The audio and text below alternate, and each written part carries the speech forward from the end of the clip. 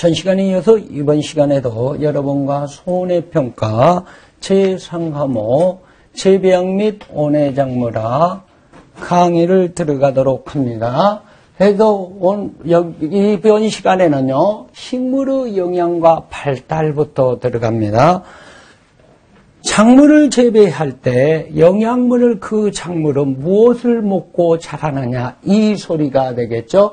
그래도 하나는 유기질설 그럽니다. EX 하나 써놔셔야 할 겁니다. EX에서 유기질설은요, 바로 부식설 그럽니다. 부식설. 그분 누구냐? 주장자 아리스토텔레스 그럽니다. 소크라테스는 우리 농학에서 안 나옵니다. 소크라테스. 그런데 아리스토텔레스는 나옵니다. 누가 그럽니다? 소크라테스의 제자가 아리스토텔레스고 아리스토텔레스 제자가 플라톤이다 이런 말도 하지 않습니까? 그런데 소크라테스의 말은 안 나오고 아리스토텔레스 잘 나옵니다. 동식물의 유체, 겁니다. 동식물의 유체가 미생물에 의해서 분해작용이 나오더라 이 소리입니다. 그러면 원형을 잃으면 뭐가 나온다? 부식, 퇴비가 되더라 이 소리입니다. 부식. 그 부식을 갖다가 유기물질이라 그러죠. 그래서 부식설이라 합니다. 그래서 시골에서 우리가 퇴비를 논밭에다 넣어주는 이유, 작물을 재배하는데 누가? 아리스토텔레스가 그럽니다. 그 다음에 무기영양설 그럽니다. 누구냐 이 소리야? 니비히라는 사람입니다. 니비히. 독일의 학자입니다. 그러면은 독일어 같은 경우에는요, 여러분들이 영어하고 약간 다릅니다. 히자도 많이 들어가죠. 예를 들어서 영어로 I love you 그럽니다. I love you. 그러면은 독일은요, 레웬디 그럽니다. 이렇게. 영어는 그러죠. A, B, C D 그런데 아베체대로 나갑니다. 여기까지만 하고요.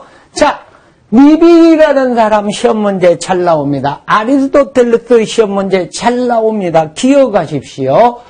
그러면은 지구상에는요, 토양이라는 게 있습니다. 토양은 원래 암석이 분해되어서 생성된다 그래서 광물이라 그럽니다. 그러면은 거기에서 무기양분 겁니다. 무기양분이 나온다 이 소리입니다. 그래서 무기영양설을 제창하였다 그랬습니다. 그 원리를 이용을 해서 있는 것을 갖다가 계량을 해서 사용했다. 그러면은요, 인조비료 그럽니다. 인단질 비료로 과인단석회라는 것이 있더라 이 소리입니다. 그러면은 칠레에서 나오는 초석을 갖다가 유럽으로 배로 싣고 가서 가루를 내어서 식물에서 주었다 이럽니다. 그리고 최초 인공 합성비료, 칠소비료가 나옵니다. 도시의 인분료를 모아가지고 아모니아 가스를 발생시킵니다. 거기에다가 무엇을 황산가스를 갖다가 집어넣어서 교반해서 흰 결정체 알갱이를 만들합니다. 최초의 인공 합성비료는 그래서 칠소지비료 황산아모늄 겁니다. 그래서 황산아모니아 또는 황산아모늄 그럽니다. 기억하십시오. 그러면 최초 인조비료는요, 과인단석회, 인공 합성비료는 없는 것을 만든 것은 황산아모늄 그럽니다. 무기영양설에 기초하여 누가 니비히는요, 무슨 법칙을 냈다? 채소유래 법칙을 주장했다 이 소리입니다. 그러면은 식물이 자라는데 필수적으로 필요한 온소가 필수 온소 16가지가 있더라 이 소리입니다. 다량 9온소와 미량 7온소라는 게 있습니다. 이거든요, 다른 양분으로 대체할 수가 없습니다. 이 중에서 한 가지라도 부족하면은요, 그 부족한 양분이 작물의 생장과 반류 그리고 수량을 지배한다 이 소리입니다. 감소시킬 수 있다 이 소리입니다. 부족한 성분에. 이게 바로 채소유래 법칙이더라 이 소리입니다. 그러면은 작물이 자라기 위해서는요, 우리가 토양에다가 인위적으로 공급을 해줘야 합니다. 양분을. 그 양분을 공급을 해주는 것을 희비라고 하더라 이 소리입니다. 희비를 했을 때 너무 과다하게 주면은 안 되더라 이 소리입니다. 과잉장애가 나옵니다. 부족하게 주더라 그러면은 부족장애가 나옵니다. 그래서 풍부하면서도 고르게 그럽니다. 알맞게 주어야 한다 이 소리입니다. 채소율의 법칙 그럽니다. 그 무기영양소를 기초해서 수경재배, 양액재배, 무토양재배라는 게 나옵니다. 그 수경재배를 창시한 사람이 누구냐 이 소리입니다. 수경재배를 창시한 사람이 누구라고 그랬을 때 수경재배를 창시한 사람 삭스크롭 기억을 하셔야 할 겁니다. 삭스하고 크롭에 의해서 수경재배가 창시되었다 기억하십시오. 그러면 삭스 크롭 기억가 돼요. 수경재배, 양액재배, 무토양재배입니다. 콩가작물을 그럽니다. 우리는 콩, 팥, 녹두, 완두 이런 것들을 클로버, 애플버 포함해서 콩가작물이라 합니다. 그랬을 때 공중에 있는 질소가 대기 조성분 중에서 약 80% 정도가 질소 그러더라 이 소리입니다. 질소 분자 상태입니다. 그러면은 이것을 갖다가 세균이란 놈이 박테리아니까 세균이겠죠. 뿌리에서 공생을 하고 있다가 콩가 공생을 하고 있다. 질소를 고정해서 콩가에 공급을 합니다. 그러면 콩의 질소가 공급이 되니까 생육도 왕성해지고 수량도 좋아지더라 이 소리입니다. 그래서 우리는 이것을 알고 콩가에 있는 뿌리옥 박테리아를 연구를 해서 인위적으로 그걸 배양을 해서 바로 순수 배양을 해서 접종을 시켜보더라 이 소리입니다. 그래서 인공적으로 공급을 해주는 것이 인공접종이라 하더라 이 소리입니다. 그러면은 질소고정 미생물 그럽니다. 그랬을 때 우리가 가장 갑니다. 콩가에 쓸 때는요, 여기는요, 우리가 호기성 그럽니다. 공생 그럽니다. 상호 공생을 한다. 콩가고 공생합니다. 니조뷸속 그럽니다. 그러면은 이 니조뷸속이 가장 질소 고정력이 가장 좋더라 이 소리입니다. 그런데 그 얘기도 이 질소 고정인데 단독이더라 이 소리입니다. 단독이면서 혐기성 그럽니다. 공기가 부족, 산소가 부족한 곳에서도 질소 고정을 하더라 이 소리입니다. 콩 까고 공생을 안 하더라도 일반 식물에서 그걸 클리스티리디움 그러더라 이 소리입니다. 그러면은요, 단독이면서 또 호기성이 있더라 이 소리입니다. 산소가 충분한 곳에서 질소 고정을 해줬더라 이 소리입니다. 그게 뭐냐? 아족토박터라 그러더라 이 소리입니다. 기억하십시오. 그러면은 이 중에서 가장 질소 고정력이 왕성하고 콩가 공생의 때 니조뷸속 겁니다. R, B 이렇게 나올 겁니다. 이런 식으로 나오면 대문자 R 첫자가 나오고 그 다음에 가운데가 B자가 나올 겁니다. 니조뷸속 그러니까 기억하셔갖고 여기다가 체킹을 하고 나오셔야 한다 이 소리입니다. 자, 그리고 이제 재배 형식이라는 것이 있습니다. 우리가 재배 형식 이게 시험 문제에 나옵니다. 기억하세요. 다음 질소 고정할 수 있는 종가 작물을 했을 때 토양의 비옥도를 높이는데 여기도 하나 더 봅시다. 니조뷸 했을 때 작물로 보면은 콩, 팥, 녹두 이런 콩가를 뭘한다? 녹비 그럽니다. 질소 고정 녹비 작물 풀을 때 베어서 넣어주면은요, 토양 비옥도가 높아진다, 이 소리죠. 그러면은 그 얘기의 녹비작물 또 뭐가 있습니까? 클로버류, 그럽니다. 클로버나, 알아먹으면 되겠죠. 클로버, 그럽니다. 그리고 여기에서, 클로버류도 있을 거라, 이 소리입니다. 그 다음에 뭐 또 있냐? 알펄퍼, 그럽니다. 알파퍼라, 그럽니다. 그리고 자운형도 녹비작물에 해당합니다. 자운형, 그럽니다. 그리고 배치류, 그럽니다. 배치들도 주로 녹비작물에 해당합니다. 토양비옥도 높이는 녹비작물에 해당합니다. 하나 여기서 머릿속에 기억을 해버립시다. 그리고 이제 재배 형식의 발달, 이게 시험 문제에 나옵니다. 순서는 없습니다. 요거는 경영 형태에 따라서 우리가 나온다, 이 소리입니다. 재배 형식은요, 첫 번째 봐봅시다. 소경이라고 해봅시다. 옛날 구석기, 신석기 시대에 땅을 비옥하게 관리를 안 하고 불을 갖다가 놓아가지고 화전을 일구고 지력이 쇠하면은 다른 곳으로 이동하더라, 이 소리입니다. 그것을 뭐라 한다? 온시적인 약탈농업, 그럽니다. 이걸 소경이라 하더라, 이 소리입니다.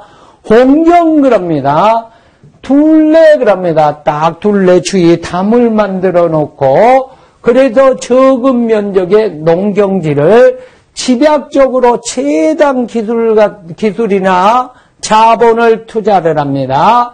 그래서 집약적 관리를 해서 단위 면적 토지 1제곱미터당 수확량을 많이 만들어내더라. 고소득을 만들어내더라. 그래도 주로 도시 주변의 시설원의 재배 방법은 옹경이더라, 이 소리입니다. 거름 중에 관계 등 방법에 주로 발달해 치력 소모가 거의 없으며 연중 상업적 생산이 가능한 재배 형식으로 해서 옹경이랍니다. 곡경 봐봅시다. 이제 여러분들이 곡경을 보면은요, 곡물, 식량, 주식량이라고 그럽니다. 이제 주식량이라 그러면은요, 우리나라에서는요, 벼가 되겠죠. 미곡이 되잖아요. 그죠? 그런데 외국에서는 뭐가 되겠어요? 밀이 되겠죠. 밀. 그죠? 그리고 또 옥수수 그럽니다. 이게 3대 식량 약물입니다. 벼, 밀, 옥수수 그럽니다.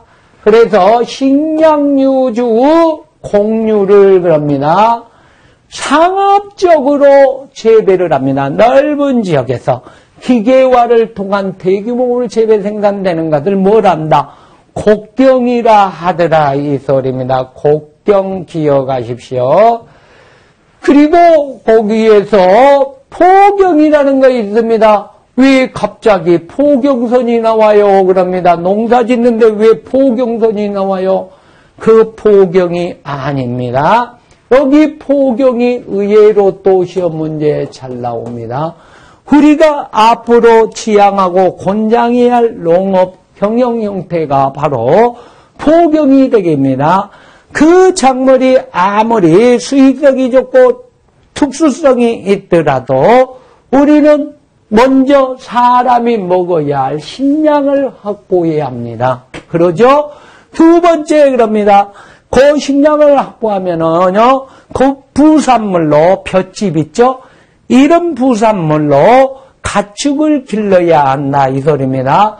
그래도 식량과 사료를 균형 있게 생산하는 재배 형식 얼마나 좋아요. 그러죠? 그래서 가축의 분뇨나 퇴비 등의 지력 저하를 방지하고 이것을 갖다가 우리가 유축농업 갑니다. 유축농업 그런다, 이 소리입니다.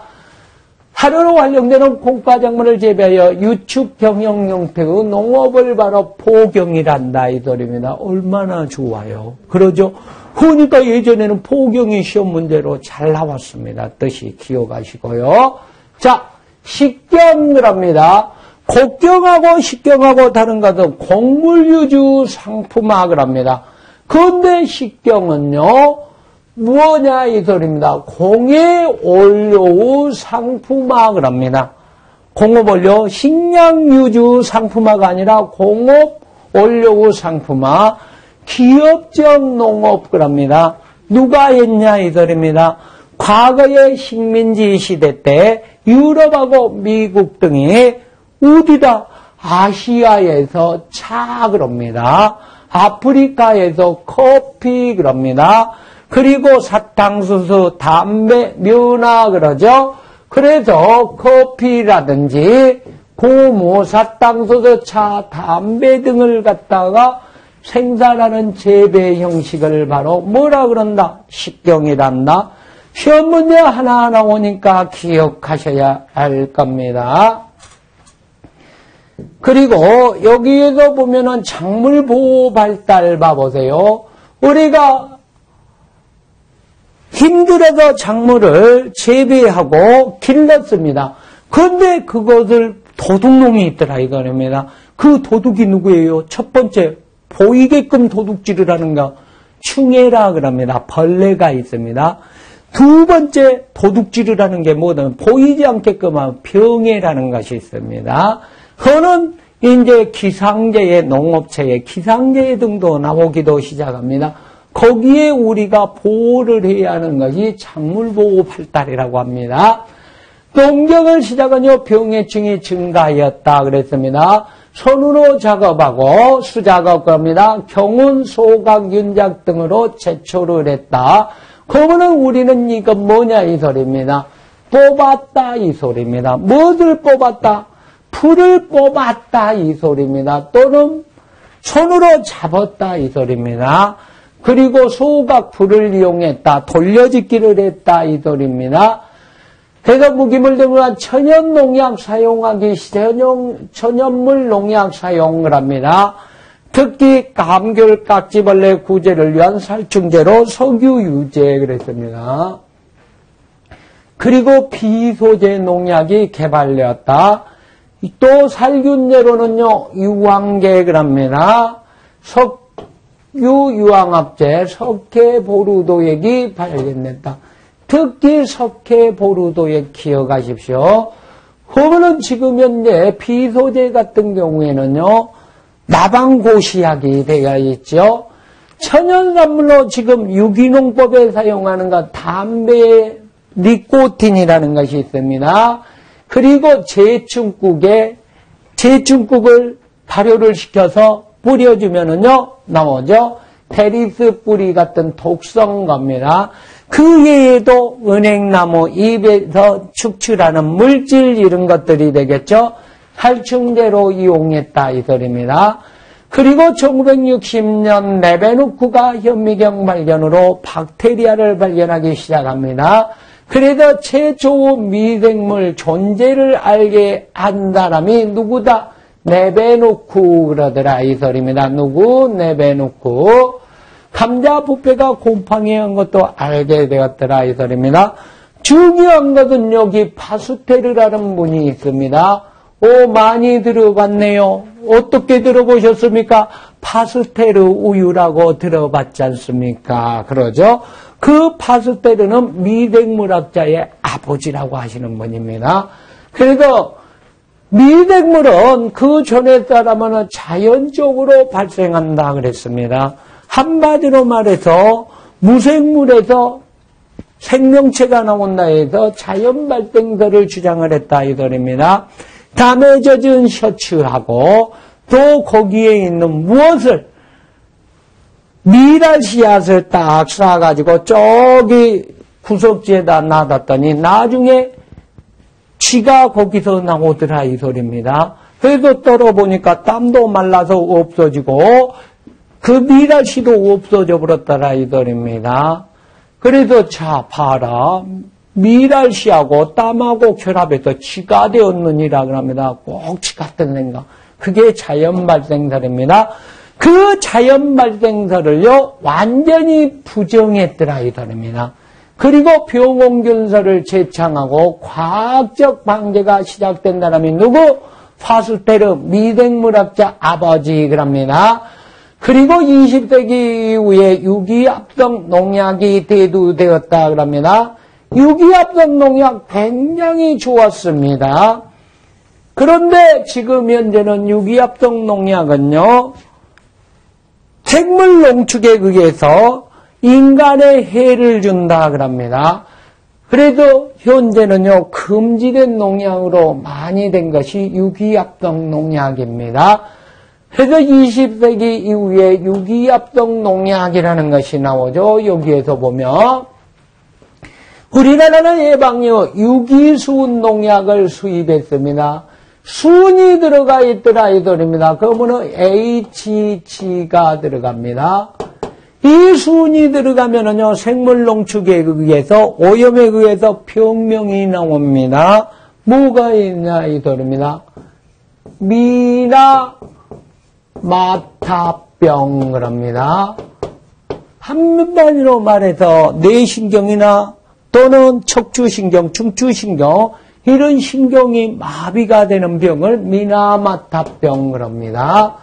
그래도 수입하여 사용하다 70년도 국내에 생산한 제초대사제 합성농을 본격적으로 사용했다 이거입니다.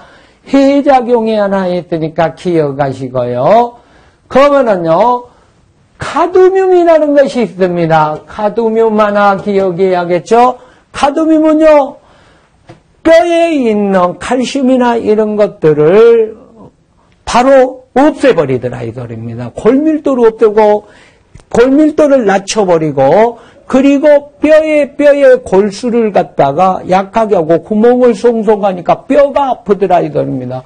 그래서 일본 사람이 우리나라 사람은 아이고 아빠 했는데 일본 사람은 뭐라 하더라?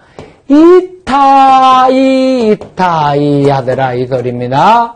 그래서 이타이에서 이타이병을 합니다. 기억하십시오. 생물농축에 한 문제 나오니까 기억하셔야 합니다. 여러분들이, 자, 미국 캘리포니아 감귤지대에 깍지벌레가 많이 만연했더라 이들입니다. 그래서 오스트레일리아에서 천적인 대박벌레를 갖다가 들여와서 깍지벌레를 방제했다. 이게 뭐가 있습니까? 생물을 이용해서 방제를 했다. 생물방제법이 되겠죠.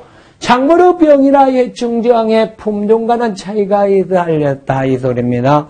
그러면은요, 똑같은 벼라도 도열병에 강한 인자를 가지고 있는 것이 있더라 이 소리입니다. 그래서 도열병에 강한 품종을 개발했더라 이 소리입니다. 내병성 품종입니다. 그리고 무엇이 있더라? 표멸구에 강한 품종을 개발했다. 내충성 품종입니다. 이것은 육종의 결과입니다. 그러다 보니까 농약을 살포하는 노력이라든지 농약의 비용이라든지 농약을 사용하는 비용이라든지 절감할 수 있더라 이 소리입니다. 그래서 작물보호의 적극적 대처가 가장 효과적 역할을 하고 있다. 이런 것도 기억하시고요.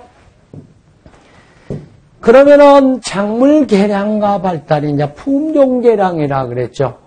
그러면은 작물 개량과 발달에서 카메라리우스라는 분 기억하십시오. 시험 문제 나옵니다. 카메라. EX하고 써놓으십시오. 카메라리우스. 겁니다. 그랬을 때 식물에도 자웅, 암컷과 수컷이 구별된다. 예를 들면 여러분들이요, 시금치는요, 수컷이 있고 암컷이 있더라 이 소리입니다. 시금치. 그러면은요, 또 은행나무도 수컷은 있고 암컷이 있는데 암컷은 은행 열매가 열리는데 수컷은 유맹 열매가 열리지 않더라 이 소리입니다. 그리고 대마, 삼이라는 것이 있습니다.